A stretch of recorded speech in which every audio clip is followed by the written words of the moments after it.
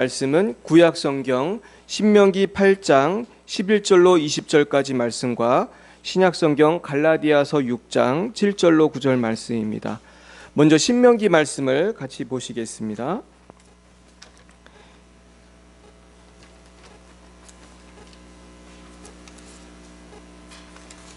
신명기 8장 11절부터 20절까지 말씀입니다. 신명기 8장 11절부터 20절까지 말씀을 저와 여러분이 한 절씩 교독하시겠습니다. 제가 11절을 먼저 받들어 읽겠습니다.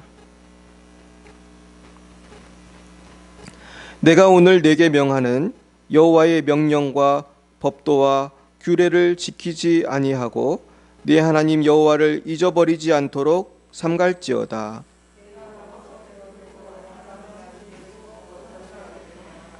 또 내 소와 양이 번성하며 내 은금이 증식되며 내 소유가 다 풍부하게 될 때에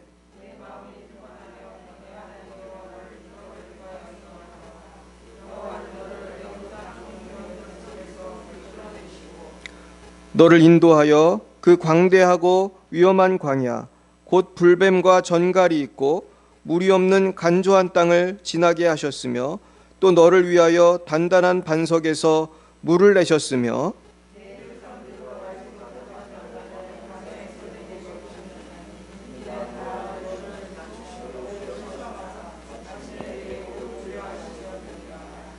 그러나 네가 마음에 이르기를 내 능력과 내 손의 힘으로 내가 이 재물을 얻었다 말할 것이라.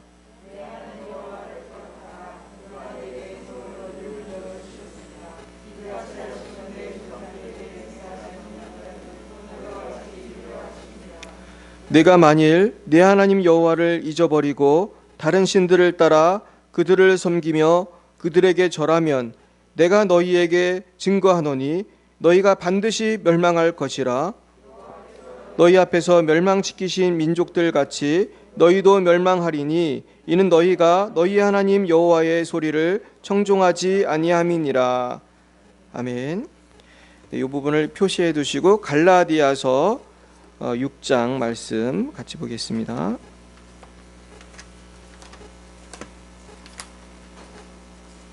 갈라디아서 6장 7절로 9절까지 말씀입니다.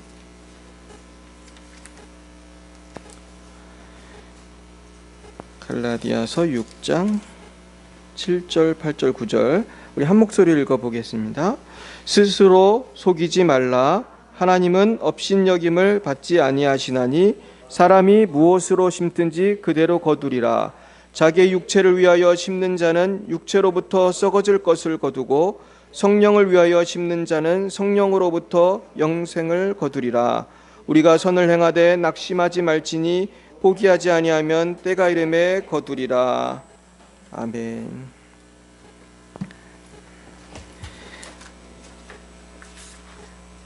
잠깐 기도하겠습니다. 하나님 아버지 감사합니다. 오늘도 이렇게 귀한 주일을 맞이하여 하나님 앞에 모여 예배하게 하시니 감사합니다. 하나님 아버지 이 시간 말씀을 듣기 원합니다.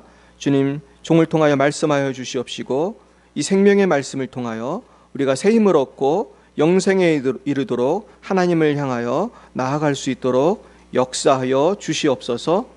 천국 가는 그 순례의 길 가운데 많은 시험과 고통이 있을지라도 낙심하지 않게 하시고 두려워하지 않게 하시고 오직 하나님을 믿음으로 살아나고 승리하게 하옵소서.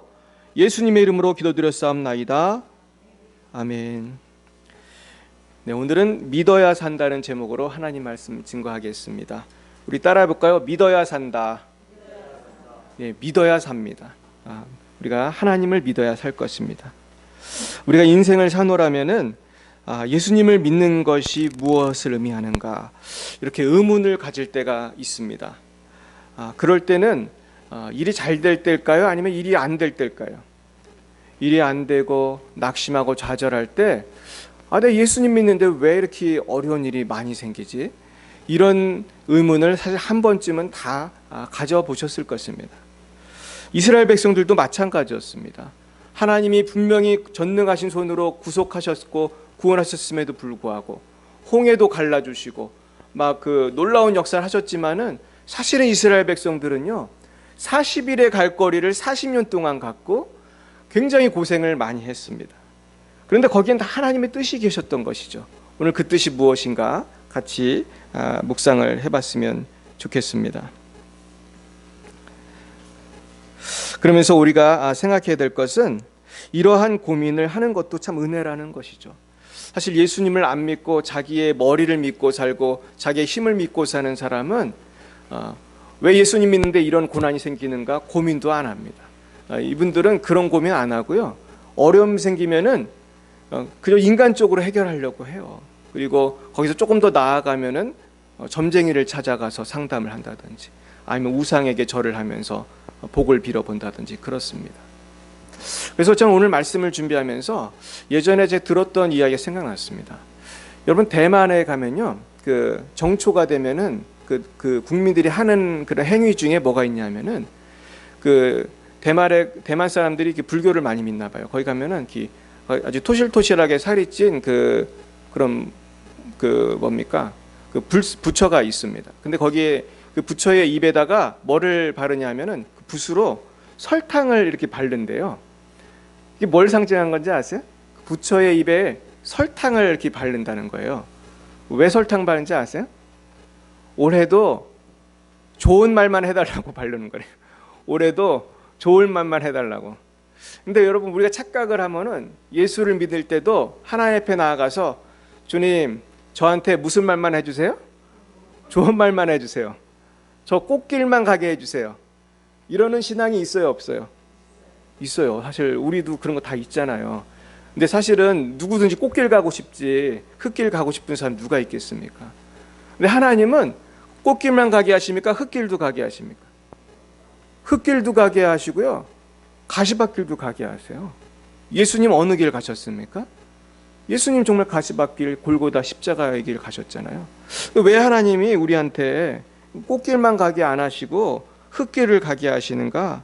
우리는 성경에서 두 가지 답을 얻을 수 있다고 저는 생각합니다. 우리가 어떻게 그러면 이 흙길을 갈 때 이 고난을 이길 수 있는가? 그것은 하나님을 믿는다는 그 의미의 비밀이 있어요. 첫째는요, 하나님을 믿는다는 것은 하나님의 전능하심을 믿고 그분이 구원하심을 믿고 그분을 의지하여 어디까지 가는 거예요? 천국까지 가는 거예요. 근데 여러분 천국을 소유하셨습니까? 이미 소유하셨습니까? 하셨죠. 아직 확신이 없으실 수도 계신데 확신이 없으신 분 믿으시기 바랍니다. 예수를 믿는다는 건요, 예수님 안에 있는 영생이 나한테 들어온 걸 의미해요. 우리 다 영생이 주님이 주신 영생이 들어왔습니까? 이미 들어온 거거든요. 그러니까 여러분 이건 뭐와 같으냐면은 어떤 부자가 하루아침에 사기를 당해서 큰 재산을 잃었습니다. 근데 그 부자는 너무 부자라서 그 재산을 잃어도 타격을 받지 않는 큰 부자예요. 지금 더 큰 사업체도 있고 더 큰 재정이 있어요. 그럼 이 사람이 낙심하고 막 좌절하고 그럴까요? 아니면 털어버리고 좀 전진할까요? 전진하겠죠. 사실 우리한테는 1억이 큰 돈이지만은 빌 게이츠한테 1억은 뭐예요? 이거는 뭐 하루에 버는 돈보다도 적은 거예요. 아마 빌 게이츠는 하루에 1억도 더 벌을 거예요. 네, 잘 모르지만은 이 사람이 1억을 잃었다고 낙심하고 막 좌절하고 막 뭐 아파트 올라가서 뛰어내려야 되나 이런 고민을 전혀 안 할 거예요. 빌 게이츠는 1억은 아무것도 아니에요. 근데 예수 믿는 사람에게 있어서는 이 땅에서의 어떤 고난도 하나님이 나에게 주신 천국과 영생에 비하면 뭐예요? 아무것도 아니에요. 우리는 영원히 살 거니까요. 어디에서? 천국에서. 그렇기 때문에 우리는요 낙심하지 않아도 되는 거예요. 제가 존경하는 목사님 한 분이 계신데 이분이 굉장히 훌륭한 분이에요. 저는 대한민국에서 이렇게 훌륭한 목사님이 계실까 그럴 정도로 훌륭해요. 이분은 공부도 참 많이 했어. 막 소위 말하는 스카이를 나오시고 정말 대한민국 알만한 사람 다 아는 대통령 후보와 함께 선거 공보 담당을 했던 천재적인 분이에요. 근데 이분이 어느 날 은혜를 너무 세게 받아가지고 정치를 하다가 그냥 목사가 됐어요. 그래서 이분이 저랑 같은 룸메이트였는데 제가 이분 통해서 많이 알았죠. 한국 정치에 대해서도 많이 알았습니다. 이분은 뭐 그냥 뉴스 볼 필요가 없어요. 그냥 오늘의 정치 물어보면 딱 써머리 해주시더라고요. 그래서 며칠 전에 제가 만났는데 뭐 최근에 발생하는 문제 딱 물어보면 다 알고 있어요. 그래서 이분은 그 신학교 있을 때도 모 정당에서 3번이나 찾아왔대요. 제발 좀 우리 정당에 와서 좀 도와달라고. 그럴 정도로 유능한 분이에요. 근데 이분을 보면은 꽃길만 갈까요? 흙길을 갈까요? 꽃길도 가시지만 흙길도 가요. 지금도 이분이 개척교회 하면서 굉장히 어렵게 사세요. 근데 이분 그렇게 살 필요 없는 분이거든요. 이분 뭐 좋은 차 타고 다니고 정치했으면은 지금쯤 뭐 도지사로 되고 국회의원도 충분히 될 분이에요. 근데 이분이 하나님 너무 사랑하니까 그게 다 의미가 없는 거예요. 근데 제가 하루는 이분 그 카카오톡 그 보면은 이렇게 누르면은 그 메시지가 나오잖아요. 근데 이 메시지가 저는 요즘에 뭔지 아세요?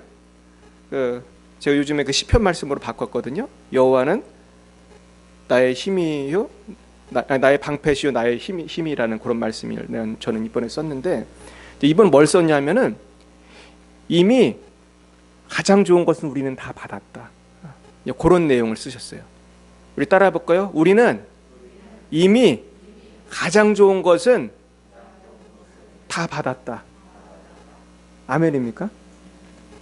이게 굉장히 중요한 거예요.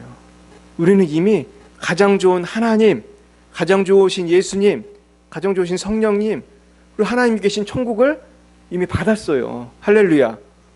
얼마나 좋습니까? 우리가 이 땅에서 아무리 좋은 좋은 아파트, 좋은 집에 살아도 서울에는 아파트 하나가 몇십억 하는 아파트도 있대요. 뭐라고 하죠? 무슨 아파트라더라? 그럼 막 몇십억 한대요. 근데 우린 그것보다 훨씬 좋은 천국의 집이 있는 줄 믿습니다. 우린 부러울 게 없는 거예요. 우린 도널드 트럼프보다 더 부자예요. 어떻게 보면. 얼마나 놀랍습니까? 두 번째, 우리가 정말로 고난을 이길 수 있는 낙심하지 않는 이유는 뭐냐면요, 우리가 십자가에서 죽었기 때문이에요. 따라해볼 거예요. 나는 이미 죽었습니다. 그러니까 두 가지요. 이 두 가지 의미가 우리를 살리는 거예요. 첫 번째는 이미 제일 좋은 거는 갖고 있어요. 이미 갖고 있어요. 오늘 망해도 우린 망한 게 아니에요. 천국은 절대로 망하지 않아요. 이 땅의 아파트는 넘어갈 수도 있고 막 그러지만은 천국은 끄떡없어요. 또 한 가지, 이미 나는 죽었어요. 내가 그리스도와 함께 십자가에 못 박혔나니 그런즉 이제는 내가 사는 것이 아니요 오직 내 안에 그리스도께서 사시는 것이라. 이제 내가 육체 가운데 사는 것은 나를 위하여 자기 몸을 버리신 하나님의 아들을 믿는 믿음 안에서 사는 것이라. 여러분 이미 죽으셨습니까? 죽었어요. 우리 죽었어요. 그래서 이제 우리는 어떤 고난도 다 이길 수가 있어요. 이제 내 안에서 사는 분은 누구기 때문에? 예수님이기 때문에. 예수님이 못 감당할 고난이 있을까요, 여러분? 없어요. 그래서 우리는 할 수 있는 거예요. 그래서 우리는 모든 병도 고칠 수 있고 마귀도 고칠 수 있고 고난도 이길 수 있어요. 이것이 너무나 중요한 문제예요. 그래서 이 믿음 안에 사는 사람은요, 정말 너무나 강력한 사람이에요. 그래서 믿음 안에 사는 사람에 대해서 우리 송기철 장로님 그런 얘기 하셨어요. 이 갈라디아서 2장 20절 말씀 이분 되게 자주 하시는 것 같아요. 그러면서 이미 옛사람은 죽었고 예수님 안에서 우리가 새 피조물이 됐기 때문에 이분은 뭘 강조하냐면은 모든 질병을 이길 수가 있다는 거예요. 할렐루야. 그러니까 내 힘으로 질병을 고치는 게 아니고 예수님의 이름으로 고치는 거예요. 그래서 예수님의 나를 위해 십자가에서 몸버려 피 흘려 나의 모든 질병을 담당하셨기 때문에 예수님의 이름으로 우리는 다 그 고난을 이길 수 있고 질병도 고칠 수가 있는 거예요. 내 힘으로 고치는 게 아니고 내 안에 있는 예수님의 권능으로 고치는 거예요. 이게 참 놀랍습니다. 이걸 꼭 경험해 보시기 바랍니다. 그래서요, 우리는 이제는 예수님을 위해 살아가는 것뿐이에요. 그래서 절망이 와도 예수님을 바라보고 인내하고 고통이 와도 내 안에 살아계신 예수님을 의지하여 이겨낼 수가 있게 된 거예요. 왜냐하면 이제 예수님이 내 주인이 되어주셔서 나의 하나님이 되어주셔서 나를 도무지 떠나지 않으시고 항상 함께 하시는 임마누엘 하나님이 되어주시기 때문에. 하나님 떠나지 않으세요. 임마누엘, 하나님이 나와 함께 하신다는 거예요. 항상 함께 하시는 거예요. 그러나 예수님에 대한 믿음이 없으면 어떻게 되죠? 낙심해요. 그리고 어떤 사람은 낙심을 못 이겨서 자살도 해요. 막 대기업 회장도 자살하더라고요. 유명한 연예인도 자살을 해요. 유명한 정치가도 자살을 해요.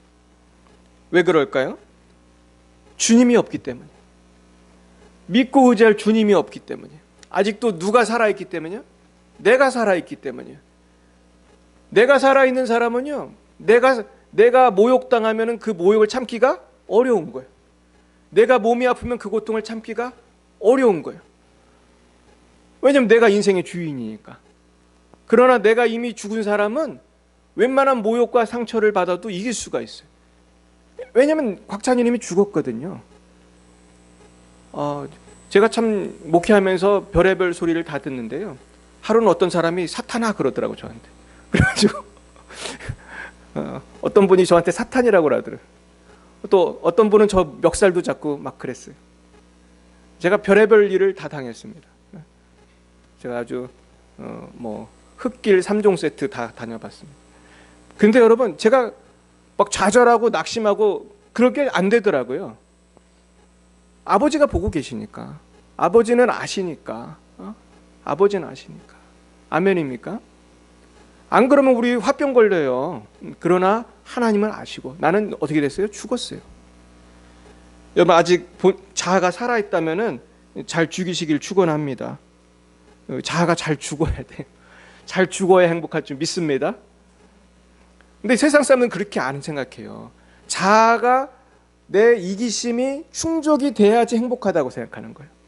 예수 믿는 사람은 거꾸로예요. 내가 완전히 죽어야 행복한 거예요. 우리는. 이게 굉장히 다른 거예요. 여기에 그냥 행복의 비밀이 있다니까 여러분.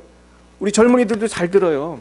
몇백억을 얻어야 부자가 돼야 행복한 게 절대로 아니에요. 저는 몇백억 벌어본 적 없지만은 못지않게 행복해요. 왜 그러죠?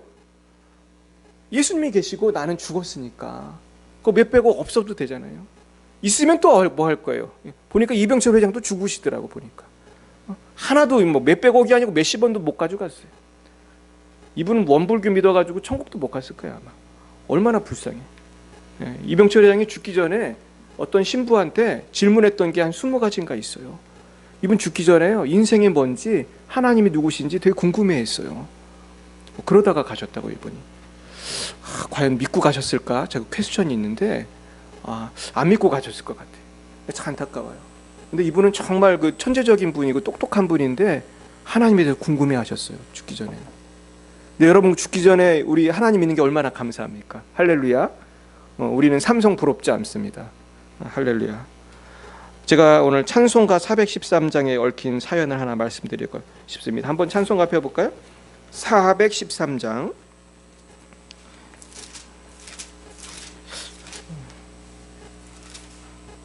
여기 보면은 여기 찬송가 펴보시면 우리가 알아야 될 게 왼쪽에 있는 사람이 작사가고 오른쪽에 있는 사람이 작곡가예요. 여기 그러면은 작사가 이름이 나오죠? 뭐라고 돼 있어요? 스페포드라고 돼 있어요. 1873년에 스페포드 씨가 작사를 했고 작곡가는 1876년에 블리스라고 하는 분이 작곡을 한 거예요. 근데 이 스페포드 씨가 이 글을 작사를 하게 된 계기가 있어요. 이 스페포드 씨는 누구냐 하면은 아주 그 돈이 많은 아주 대학 교수이고 변호사이고 사업가였어요. 아주 독실한 기독교인이었고 이분이 누구 친구였냐 하면 D.L. 무디의 친구였어요. 그러니까 무디를 아주 서포트하고 돕는 훌륭한 기독 실업인이었어요. 근데 이분은 1871년 10월 8일에 무슨 일이 있었는지 아십니까? 1871년 10월 8일은 시카고 대화제가 있었던 거예요. 저도 시카고에 살았었는데요. 시카고가 미국에서 아주 유명한 건축물이 많거든요. 시어스 타워도 있고 되게 아름다워요. 근데 이게 왜 이런 아름다운 건축물이 많이 생겼냐 하면은 이 1871년 10월 8일에 다 타가지고 몽땅 타가지고 새로 졌거든요. 그래서 시카고 시내가 아름다운 거예요. 새로 져가지고. 그래서 아름다운 건물이 되게 많거든요. 근데 이때 이분은 가진 걸 거의 다 잃어버렸어요. 타가지고. 근데 엎침대 덮쳤다고 성홍열로 4살짜리 아들이 죽었어요. 그랬는데 가지고 1873년에는 너무 힘들어 가지고 아내와 가족들의 휴식을 위해서 영국으로 여행을 계획했는데 우선은 아내하고 딸 4명만 먼저 보냈습니다. 아내의 이름은 안나였고 딸은 매기, 타니타, 애니, 베시, 2살부터 11살까지 애들이에요. 얘들을 프랑스 여객선 부르두 아베르라곤 호에 태워서 먼저 보냈습니다. 근데 어떻게 됐을까요, 여러분? 배가 침몰했어요. 그래가지고 천신만고 끝에 아내는 어떻게 구조가 됐는데 딸들이 다 죽었어요. 너무나 큰 충격을 받고 스패포드는 배를 타고 어디를 가냐면은 딸들이 수장된 바다를 배를 타고 가요. 근데 거기서 눈물의 기도를 하는 거죠. 하나님, 왜 나한테 이런 고난을 허락하셨습니까? 아니, 스패포드 씨는 누가 봐도 예수 잘 믿는 사람이고 누가 봐도 훌륭한 기독 실업인이고 D.L. 무디를 후원했던 분인데 이분은 알 수가 없었어요. 기도 가운데 눈물이 나고 기도하는데 하나님 왜 이런 고통을 허락했습니까? 근데 이분이 뭐라고 간증을 나중에 이제 하게 되냐면은 그렇게 하나님께 기도하고 있는 도중에 어느 순간에 약간 놀라운 평안이 찾아오는 걸 경험했다고 그래요. 그래서 이분이 글을 쓰기 시작해요. 그게 이 찬송가예요. It is well with my soul. 내 영혼 평안해. 그런 글을 써요. 근데 그걸 직역을 하면 이렇게 됩니다. 평화가 강같이 내 길에 따를 때나 슬픔이 파도처럼 굽이칠 때 나의 운명이 무엇이든 간에 주께서 내게 이렇게 말하라 가르치셨다. 평안해, 내 영혼 평안해. 내 영혼 평안해, 평안해, 내 영혼 평안해. 이 스패포드가 감사하게 생각한 것은요, 사랑하는 내 딸이 유럽으로 떠나기 직전에 무디 선생님의 부흥 집회에서 예수 그리스도를 자기들의 구주로 받아들였기 때문에 아이들이 다 주님 품에 있다는 것을 확신했기 때문이에요. 그러면서 스패포드는 나중에 스패포드 아동센터를 설립해서 3만 명 이상의 아이들을 매년 돌보게 됩니다. 그러면서 하나님을 위해서 크게 또 사용되게 돼요. 우리 한번 이 413장 가사를 한번 좀 같이 읽어봤으면 좋겠습니다. 같이 읽어볼까요? 내 평생에 가는 길 순탄하여 늘 잔잔한 강 같든지 큰 풍파로 무섭고 어렵든지 나의 영혼은 늘 편하다. 내 영혼 평안해. 내 영혼 평안해. 내 영혼 평안해. 그리고 2절은 저 마귀는 우리를 삼키려고 입 벌리고 달려와도 주 예수는 우리의 대장되니 끝내 싸워서 이기리라. 내 지은 죄 주홍빛 같더라도 주 예수께 닿으려면 그 십자가 피로써 다시 있으사 흰눈보다 더 정하리라.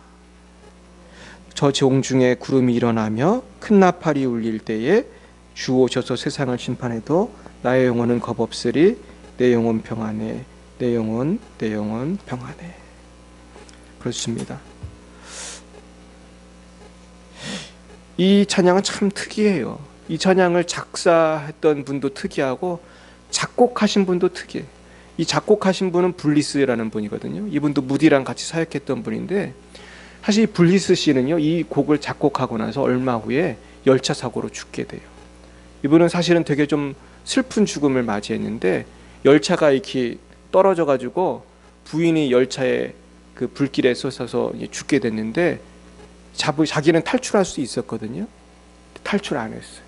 부인하고 같이 죽었어요.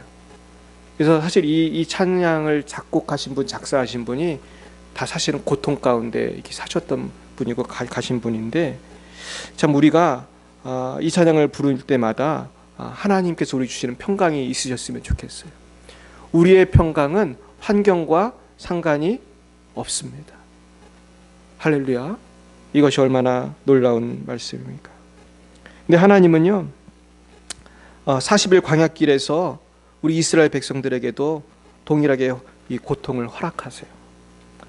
그러면서도 하나님은 고통 가운데 만나를 먹이시고 구름 기둥과 불 기둥으로 역사하셔서 낮에는 태양빛을 막아주셔요. 구름 기둥으로. 밤에는 추우니까 추위를 막아주세요. 그리고 바위에서 막 물이 나오게 해주세요.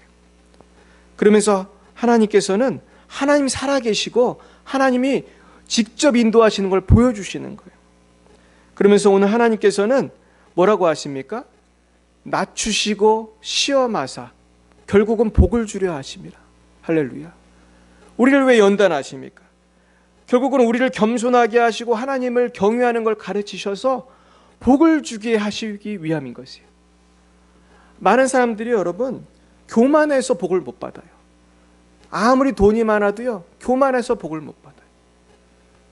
이 교만해서 복을 못 받는 사람이 굉장히 많아요. 저는 보면은 이 부자들 중에도 교만해서 복을 못 받는 사람을 많이 봅니다. 부자니까 딴 사람들은 부럽다고 하지만 제가 볼 때는 너무나 불쌍해요. 이 사람이 너무나 교만한 거예요. 하나님 경외하지 않는 거예요.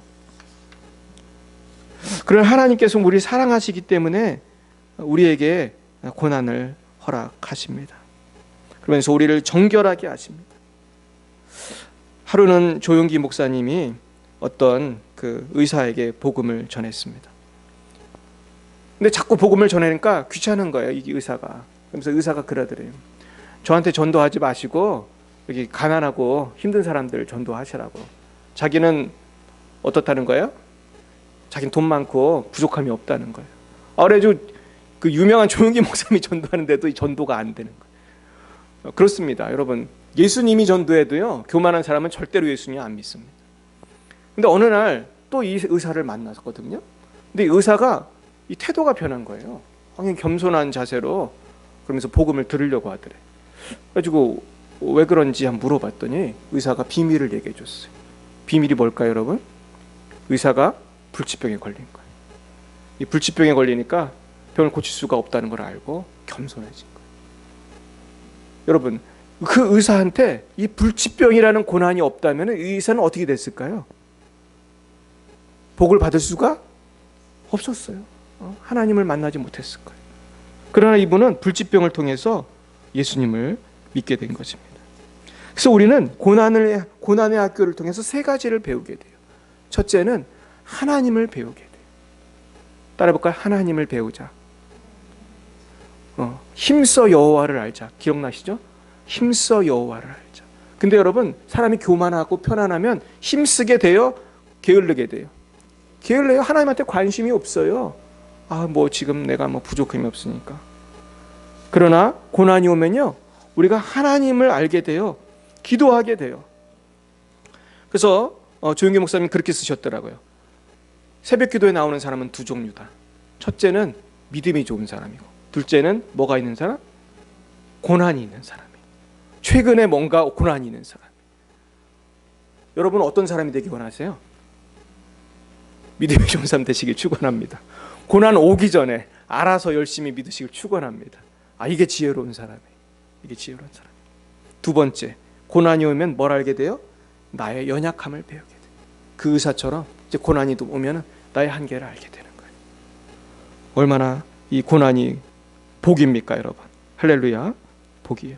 마지막으로 고난이 오면은 인간의 연약함을 알게 돼요. 나만 연약한 게 아니고 전 인류가 연약하다는 걸 알게 돼요. 그리고 여러분, 고난이라는 게 개인에게만 오는 게 아니고 가정에게도 오고 국가에게도 오고 민족에게도 와요. 지금 대한민국도 사실은 팬데믹이라는 고난이 왔죠. 근데 팬데믹은 사실 열방이 다 왔죠. 열방이 다 왔어요. 지금 참 회개할 기회인데 여러분, 지금 우리가 잘 생각해야 돼요. 이걸 괜히 고난이 올 때 우리가 고난이 왔나 보다 이렇게 생각할 게 아니고, 고난에는 항상 뭐가 있어요? 하나님의 메시지가 있는 거예요. 우리 깨달아야 돼요. 근데 고난이 항상 하나님께서 주신 메시지가 있는데, 제가 오늘 한 가지 이야기를 드릴게요. 시리아라고 하는 나라를 아십니까? 시리아라고 하는 나라는 지금 IS라고 하는 정말 아주 악랄한 그 이슬람 과격 단체가 장악하고 있습니다. 그리고 시리아에 있는 사람들은 지금 엄청나게 환란을 당하고 있고, 시리아에 있는 사람들이 지금 엄청 도망을 많이 나갔어요. 지금 시리아 난민이 지금 레바논에도 있어요. 그래서 송주영 간사님이 지난번에 송주영 선교사님이 그 영상을 보내주신 거 여러분 보셨습니까? 그 시리아 난민 애들이 막 찬송가 부르는 거 보셨죠? 얘들이 찬송가 부를 애들이 아니에요. 얘들은 원래 이슬람이기 때문에 찬송가가 아니고 이 꾸란을 믿고 그런 애들이에요. 근데 환란이 오니까 어떻게 됐어요? 흩어져 가지고 난민이 됐지만 그곳에서 누구를 만나게 돼요? 하나님 만나게 돼요. 참 놀랍습니다. 지금 유럽은 어느 정도냐면은 유럽 교회가 망하고 있거든요. 이 쭉쭉 주는데 이상하게 부흥이 되고 있다는 거예요. 지금 특별히 그 독일 같은 데서 부흥이 돼요. 자꾸 교회 문을 두드리는 사람들이 몰려온다는 거예요. 누가 몰려올까요? 난민들이 몰려올 거예요. 난민들이. 이 독일은 난민을 받는 나라. 제 친구가 독일에서 난민 사역하는데요. 뭐 이란, 뭐 시리아 할 거 없이 전 세계에서 온대 이 난민이.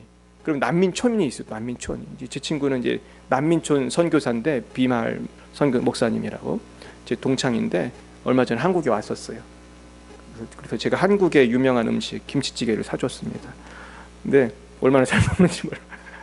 근데 이 친구가 이슬람들을 많이 접하다 보니까 돼지고기를 안 먹더라고요. 그러니까 이슬람들은 돼지고기 안 먹잖아요. 그러니까 선교하다 보니까 자기도 이게 몸에 밴 거야. 이제 자기도 돼지고기 안 먹는데. 그래가지고 제가 당황했다니까요. 왜냐면 저는 돼지고기 김치찌개를 주문했거든요.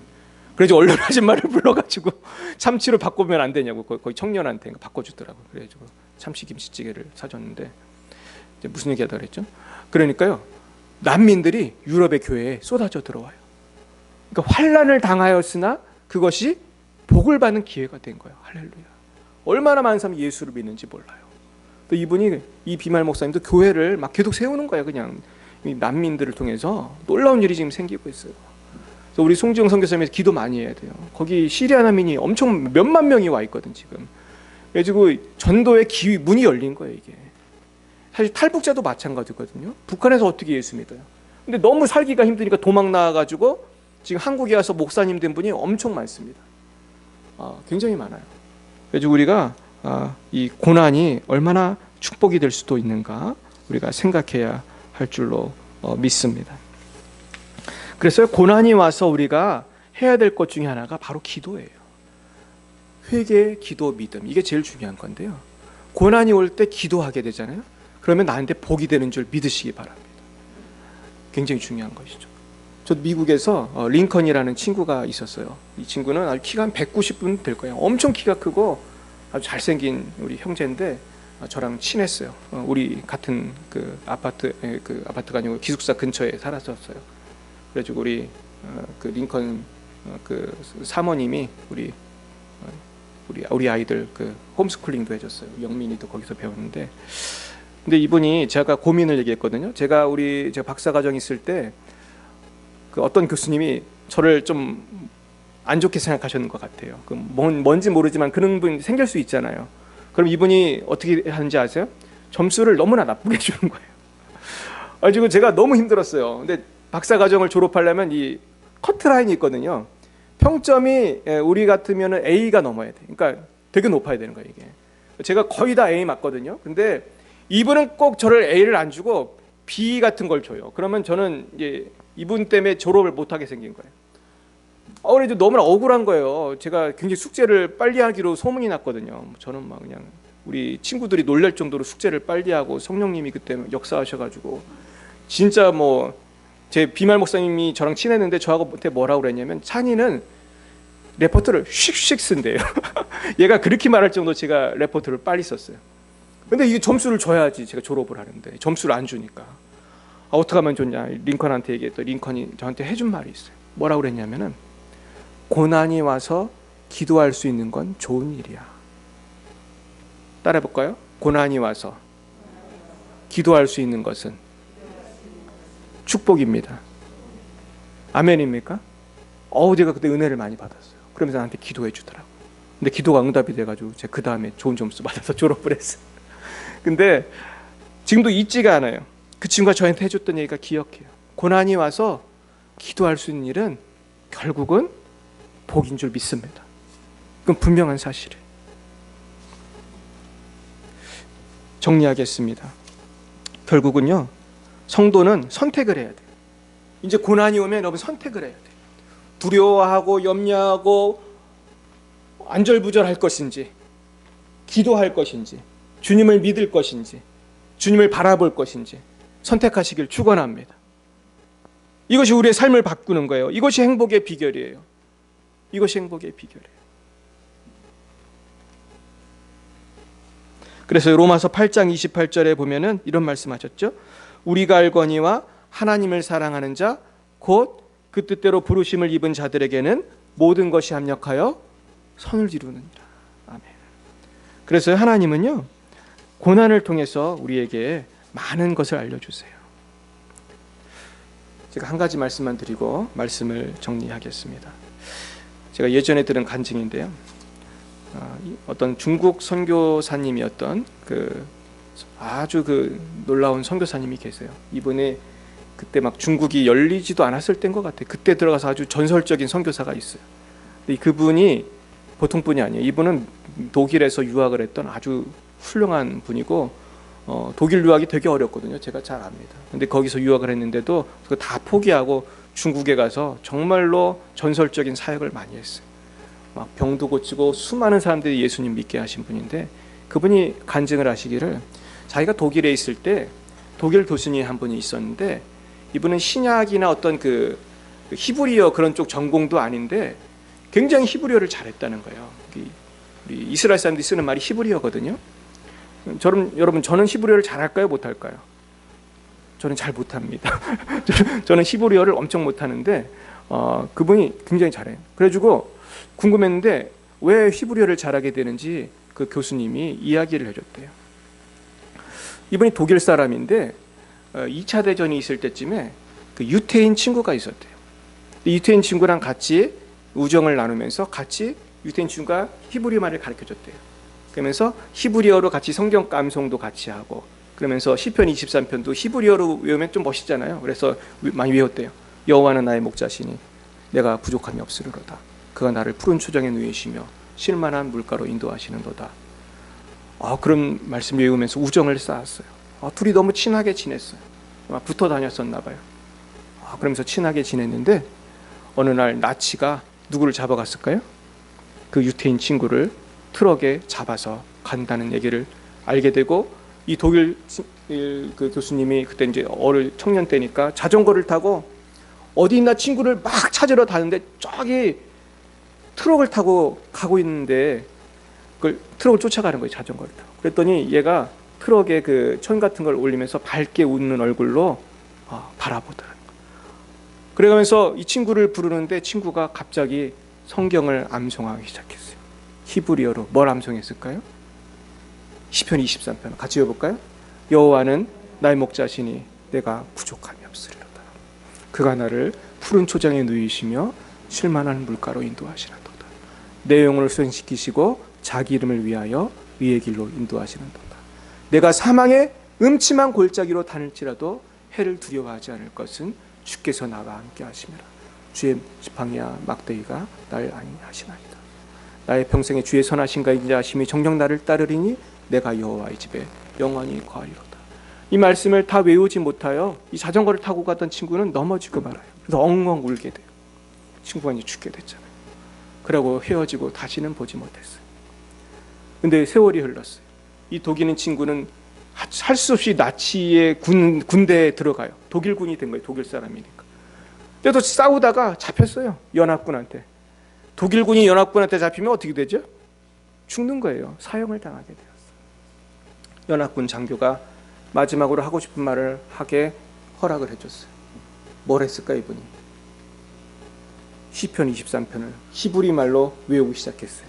여호와는 나의 목자시니 내가 부족함이 없으리로다. 그런데 더 놀라운 일이 생겼어요. 연합군 장교가 같이 히브리어를 따라서 외우더래요. 이 사람 누구예요? 유태인이에요. 그러더니 이 장교가 그러는 거예요. 하나님의 백성은 악마의 제복을 입고 있어도 하나님의 백성이다. 석방. 할렐루야. 그래서 이분이 풀려나게 됐어요. 그래서 이제 신학교 교수가 된 거예요. 저도 중국에서 이제 경찰한테 잡혀갔는데요. 경찰차에 끌려가면서 제가 뭐 외웠을까요? 시편 23편 외웠어요. 여호와는 나의 목자시니 내가 부족함이 없으리로다. 그가 나를 푸른 초장에 누이시며 쉴만한 물가로 인도하시리로다. 사랑하는 여러분, 여호와는 우리의 목자신 줄 믿으시기 바랍니다. 고난이 올지라도 이 말씀을 붙드시고 부족함이 없으신 주님을 바라보시기를 예수님의 이름으로 축원합니다. 기도하겠습니다. 사랑하는 주님, 우리는 고난을 고난이라고 절망이라고만 생각할 때가 많지만 주님은 우리에게 고난을 주시면서 그것을 훈련이라고, 새로운 회개의 기회라고 알려주시니 감사합니다. 지금 우리에게는 고난에 대한 새로운 믿음이 필요할 때입니다. 지금 한국교회는 고난을 직면하고 있으며 우리 선교지의 형제자매들은 오늘도 고난 가운데 고통당하고 있습니다. 주님, 그러나 우리에게 주님이 주신 고난의 시간이 우리의 영혼을 빛나게 하는 회개의 시간이 되게 하옵소서. 영적인 도약의 시간이 되게 하옵소서. 저 천국을 바라보고 하나님을 만나는 소망의 시간 되게 하옵소서. 주님, 우리의 눈물을 씻어주시고 우리 모든 형제자매들에게도 각자 지고 가시는 인생의 무게를 주님 담당하게 해주시고, 오늘 그 무거운 짐은 예수님의 십자가 앞에 내려놓게 하시고 오늘 주님이 주시는 성령의 기쁨과 은총만이 충만하게 하옵소서. 우리를 연단하시고 우리를 정결케 하사 거룩한 천국 백성 만드셔서 결국 영원한 가나안으로 인도하실, 천국으로 인도하실 예수님의 이름으로 기도함나이다. 아멘. 다 함께